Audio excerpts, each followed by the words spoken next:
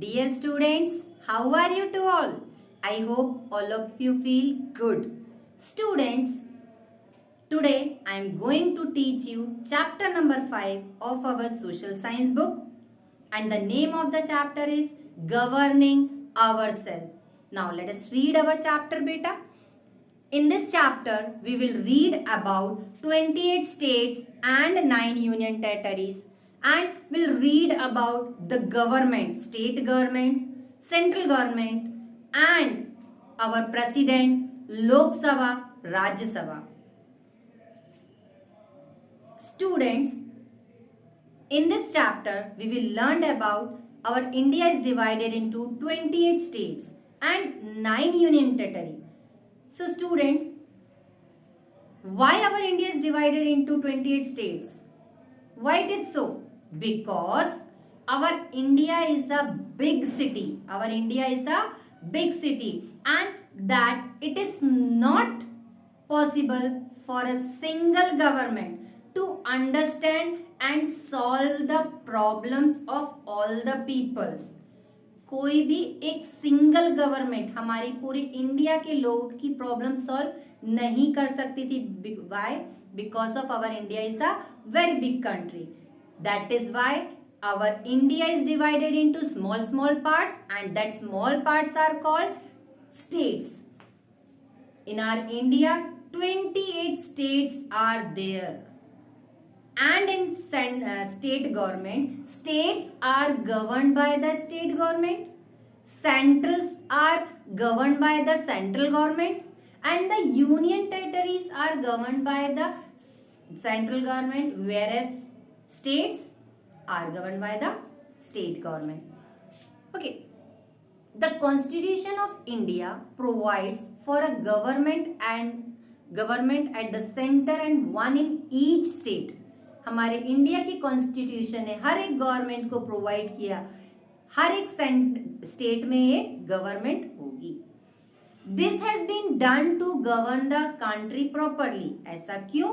क्योंकि हर स्टेट में सब और हर यूनियन टेरिटरी में सारी चीजें it will be working properly.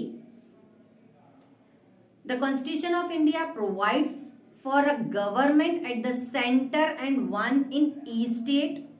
This has been done to govern the country properly. I think you understood.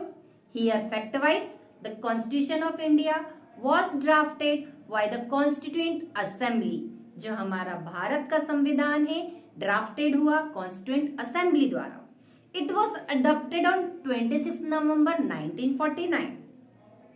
It was adopted means constitution was adopted on 26 November 1949 and came into force on 26 जनवरी 1950. That means हमारा constitution बन तो गया था constitution का 26 नवंबर 1949 को, मगर पूरे भारत में लागू हुआ, फोर्स में आया 26 जनवरी 1950. We celebrate this day as our republic day. इसी दिन को हम रिपब्लिक डे की तरह सेलिब्रेट करने लगे. The powers of the central and state government has been clearly written down in the constitution. The powers of the central and state government, जो state government की और central government की जो power है, already I told you, states are governed by the state government and central government are governed by the central government. That means the power of central and state government have been clearly written down in the constitution. जो state government की powers हैं, central government की power है, have been clearly written down in the constitution. साफ साफ constitution में लिखा गया है कि इनकी क्या पावर है, स्टेट गवर्नमेंट की क्या पावर है, कॉन्स्टिट्यूशन में लिखा गया है, एंड सेंट्रल गवर्नमेंट की क्या पावर है, it will be also written on the constitution. For example, defending the country is the responsibility of central government. For example, defending the country, हमारे देश की सुरक्षा का रिस्पॉन्सिबिलिटी सेंट्रल गवर्नमेंट की है. while maintaining law and order within a state is the duty of state. Maintaining the law and order, हमारे राज्य में, स्टेट में लॉ एंड ऑर्डर कानून की और रूल्स एंड रेगुलेशंस की it is the responsibility and it is the duty of state government. अगर state में कोई रूल्स और रेगुलेशन बनेंगे तो ये ड्यूटी स्टेट गवर्नमेंट की। The central government helps the state government wherever the need arises. जब कभी स्टेट गवर्नमेंट को सेंट्रल गवर्नमेंट की हेल्प चाहिए होती है वो उसकी हेल्प करती है। I repeat this para one more time, students listen carefully. The powers of the central and state government, the power of central government and the power of state government have been clearly written down in the constitution। Power of central government और power of state government दोनों की power हमारे constitution में clearly noted down है। For example, defending the country is the responsibility of the central government.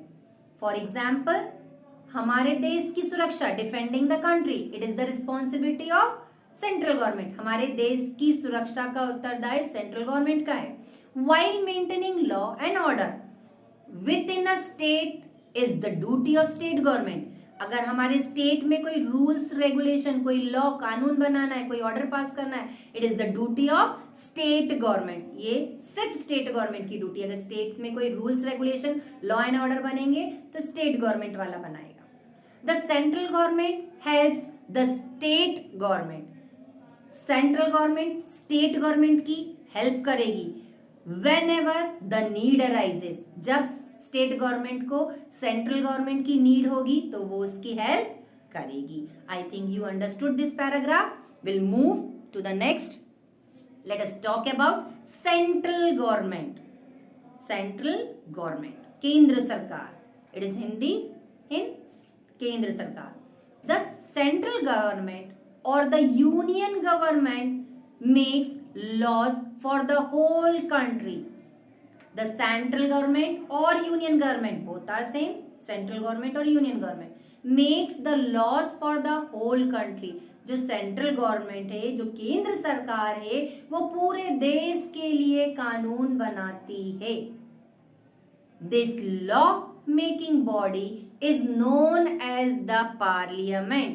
इस जो law बनाने वाली बॉडी है, जो कानून बनाने वाली बॉडी है, law making body is known as parliament. जिस लॉ मेकिंग बॉडी में कानून जो बनाता है, that body is known as parliament.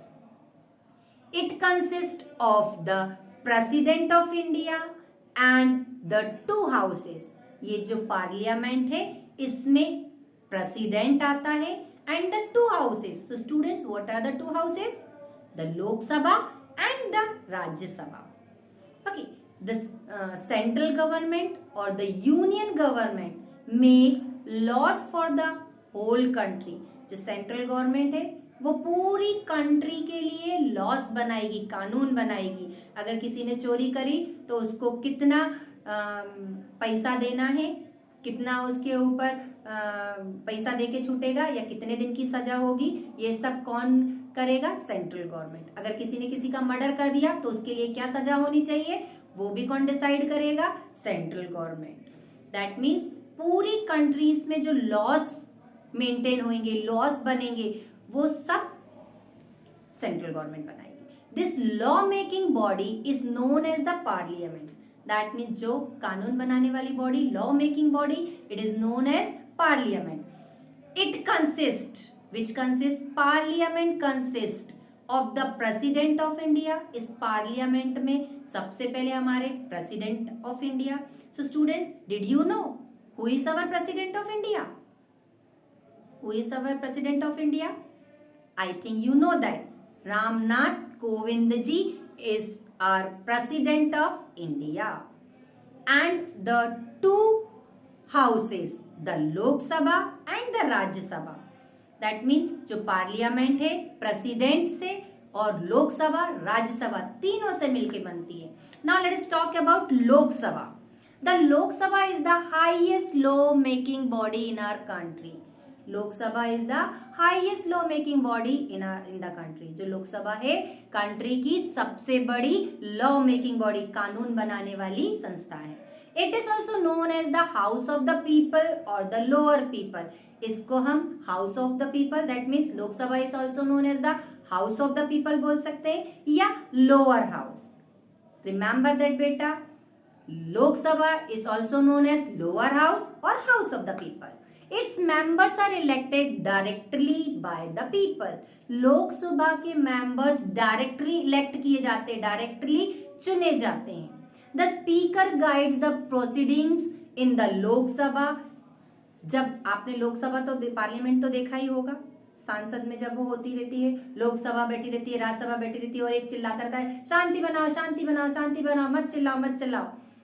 That is our speaker, वो होता है speaker. And What is the work of a speaker? Speaker guides the proceeding in the Lok Sabha.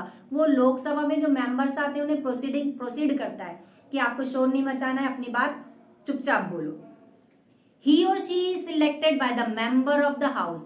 Speaker is selected by the members of the house। जो लोकसभा के members होते हैं वो speaker को चुनते हैं। So students, in this video, it is enough to you. Meet you in the next video. Good day, students.